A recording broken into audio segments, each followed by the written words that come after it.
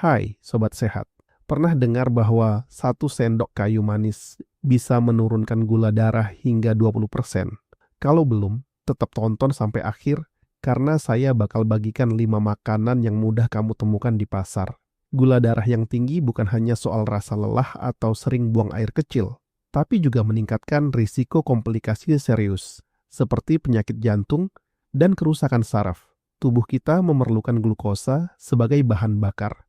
Namun kalau berlebih, itu seperti menumpuk sampah di dalam sel. Maka dari itu, menjaga kadar gula tetap stabil adalah kunci hidup sehat, terutama bagi yang sudah didiagnosa diabetes atau prediabetes. Nah, mari kita mulai dengan makanan pertama yang ternyata sudah ada di dapur hampir semua orang. Pertama, kayu manis. Kayu manis mengandung senyawa bernama cinnamaldehyde yang dapat meningkatkan sensitivitas insulin, hormon yang membantu sel menyerap glukosa.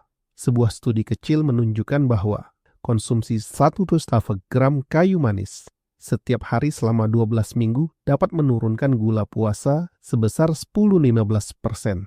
Cara mudah menambahkannya, taburkan setengah sendok teh ke dalam oatmeal, yogurt, atau teh hijau pagi kamu. Ingat, jangan pakai kayu manis kasia berlebihan karena mengandung kumarin yang bila terlalu banyak dapat memengaruhi hati. Kedua, kacang almond. Almond kaya akan lemak tak jenuh tunggal, serat, dan magnesium.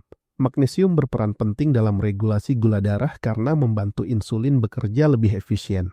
Satu porsi sekitar 30 gram, sekitar 20 butir, dapat menurunkan lonjakan gula setelah makan karbohidrat tinggi. Coba ganti camilan keripik atau permen dengan segenggam almond, rasanya tetap gurih dan mengenyangkan.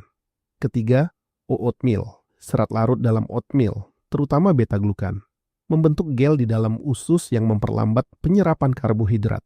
Hasilnya, kenaikan gula darah setelah sarapan menjadi lebih stabil. Untuk manfaat maksimal, pilih oatmeal steel cut atau rolled oats. Hindari instan yang biasanya ditambah gula.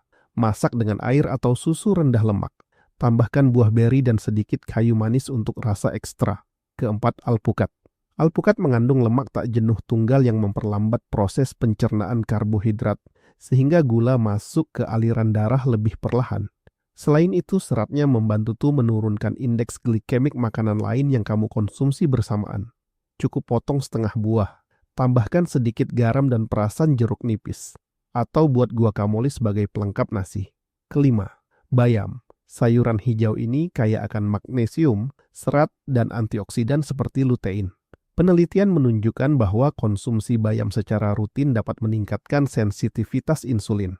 Mudah diolah menjadi smoothie, tumisan, atau salad. Tambahkan sedikit minyak zaitun untuk penyerapan nutrisi yang lebih baik. Sekarang, bagaimana cara menggabungkan kelima makanan ini dalam satu hari? Mulai pagi dengan semangkuk oatmeal yang ditaburi kayu manis, beri almond cincang di atasnya, dan tambahkan potongan buah beri.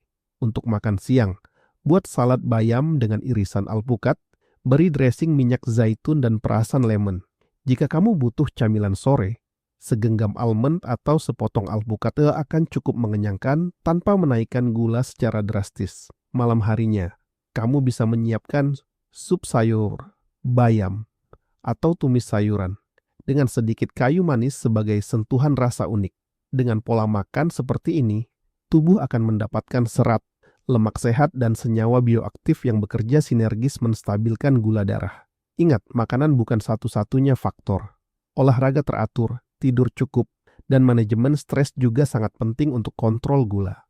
Jika kamu memiliki kondisi medis khusus, selalu konsultasikan perubahan diet dengan dokter atau ahli gizi.